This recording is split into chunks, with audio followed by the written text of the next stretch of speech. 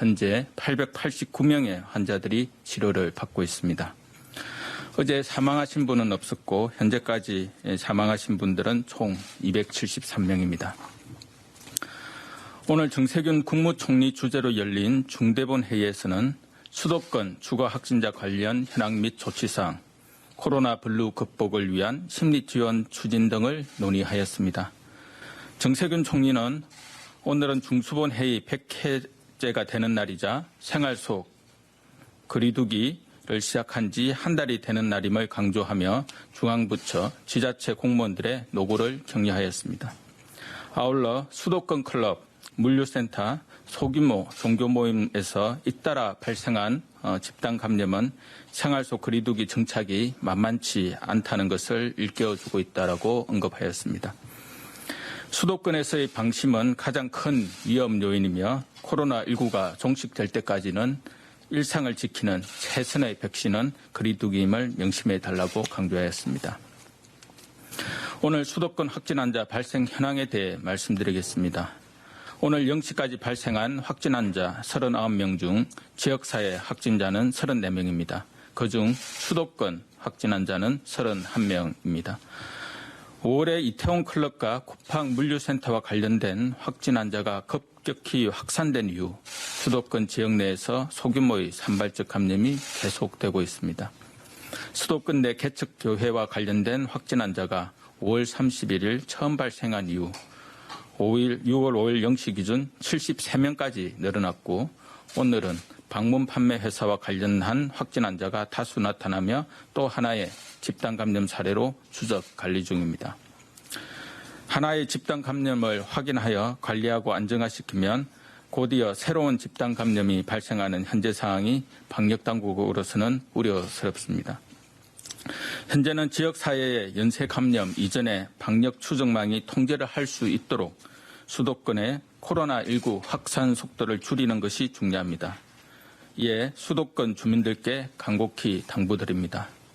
주말을 앞두고 모임과 행사를 계획하고 계시는 분들은 이를 취소하시거나 연기하시고 주말 동안 불필요한 외출을 삼가고 대면 접촉을 최소화해 주실 것을 부탁드립니다. 특히 주말을 맞아 종교시설에 대해 당부드립니다. 종교 소모임에서 많은 확진 환자가 발생한 것을 교훈 삼아 밀접한 접촉이 이루어지는 소모임을 연기하거나 비대면으로 진행해 주시기를 부탁드립니다. 예배나 불가피한 대면 모임의 경우 마스크 착용, 거리두기 등 방역 수칙을 철저히 준수하시고 찬송, 기도 등이나 공동 식사와 같이 침방울 전파의 위험이 큰 행동은 하지 않도록 유의해 주시기 바랍니다. 이러한 일들은 당장은 어렵고 불편하시겠지만 감염 전파의 연결고리를 차단시키기 위해 우리 모두가 반드시 감내해야 할 조치들입니다. 방역당국은 이번 코로나19 상황을 겪으며 감염병 관리에서 보완이 필요한 부분들을 반영하여 지난 3월 감염병 예방법을 개정하였고 개정 내용을 구체화한 하위 법령을 마련하여 어제 공포한 바 있습니다.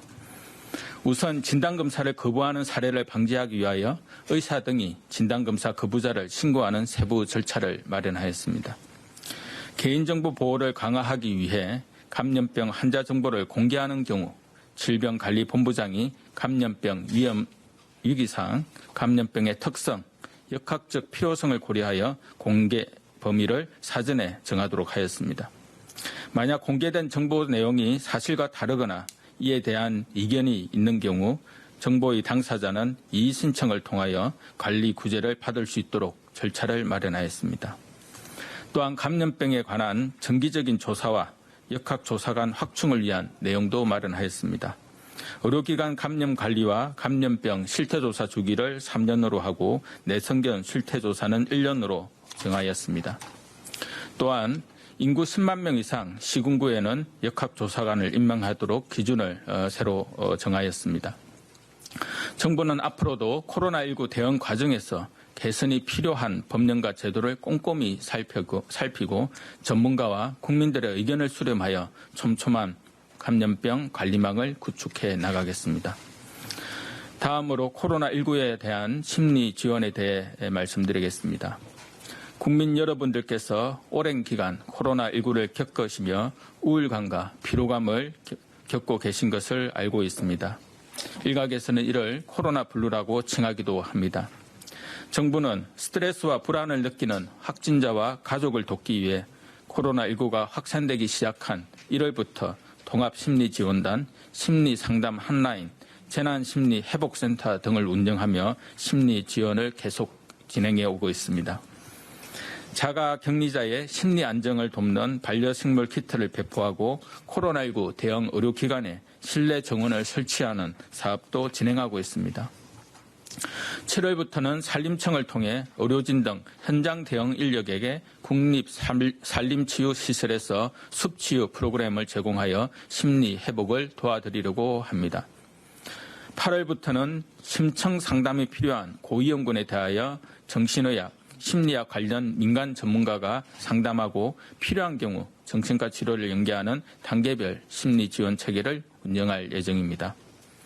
정부는 국민의 신체적 건강과 함께 정신적인 안정을 돕기 위한 다각적인 노력을 지속 운영할 예정입니다. 국민 여러분들께서는 코로나19로 인한 스트레스와 불안 등 심리적 어려움이 있을 때 혼자 참지 마시고 가까운 보건소, 정신건강복지센터 심리상담 핫라인 등을 적극 활용해 주시기를 바랍니다. 오늘로 중대본 정례회의가 100회째를 맞이하였습니다.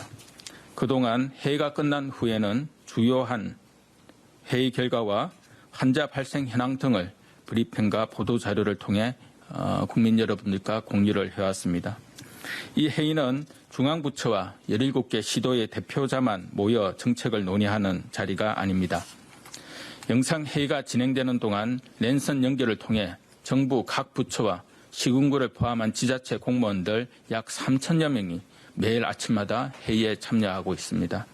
중대본 회의가 끝나면 보통 각 시도, 시군구별로 별도 회의가 진행됩니다. 매일 아침 중대본 회의에서는 첫째, 코로나19에 대한 중요한 정보를 투명하게 공유하였고, 둘째, 긴박한 감염병 대응에 필요한 신속한 의사결정을 했으며, 셋째, 이러한 결정이 전국적으로 즉시 공유되고 모든 부처와 지자체가 범정부적으로 힘을 합쳐 효과적으로 실행하게 하는 성과를 거두었습니다. 이를 통해 국무총리를 중심으로 범정부적인 역량을 결집할 수 있었고, 중앙정부와 지자체가 한마음으로 협력하여 국가의 모든 힘을 동원한 총력 대응이 가능하였습니다. 상반기 코로나19 위기를 극복해 가는데 큰 역할을 한 중요한 거버넌스로 평가할 수 있겠습니다. 이러한 거버넌스 운영 경험은 대한민국만의 독특한 성과로서 포스트 코로나 시대를 대비하는 우리 모두에게 큰 자산이 될 것입니다.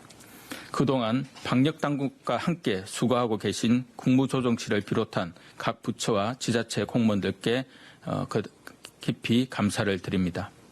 검역 과정을 지원하는 법무부, 외교부, 국토부, 해수부, 자가격리와 사업장 다중이용 시설 점검에 힘써주고 있는 행안부, 교육부, 농식품부, 고용부, 산업부, 여가부, 경찰청, 환자의 손과 치료를 도와주고 있는 소방청, 국방부, 보훈처, 생활 속 거리두기, 방역수칙 등 홍보를 위해 애쓰시는 문체부, 방통위, 그리고 마스크를 비롯한 방역 물품을 생산하고 확보하기 위해 수고하시는 식약처, 기재부, 중기부, 가기부, 조달청 등 중앙부처와 이 모든 것에 대해서 현장에서 노력하고 계신 시도, 시군구 등의 지자체 공무원 분들 덕분에 이러한 범정부적 대응이 가능하였습니다.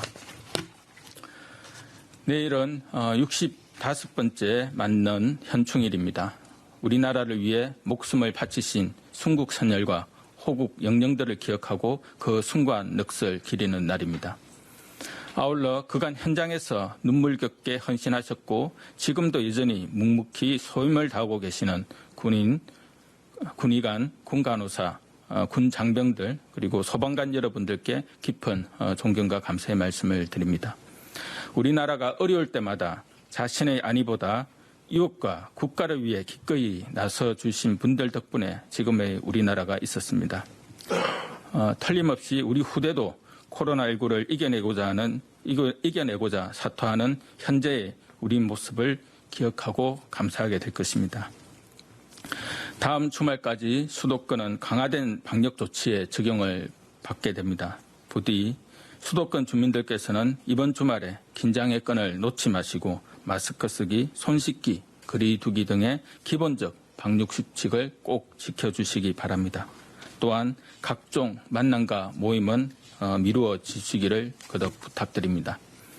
나의 행동이 대한민국 공동체에 미치는 영향을 기억하시고 자신을 지키고 내 이웃을 지키며 나아가 우리 사회를 지키는 역할을 다해 주시기를 부탁드립니다. 감사합니다.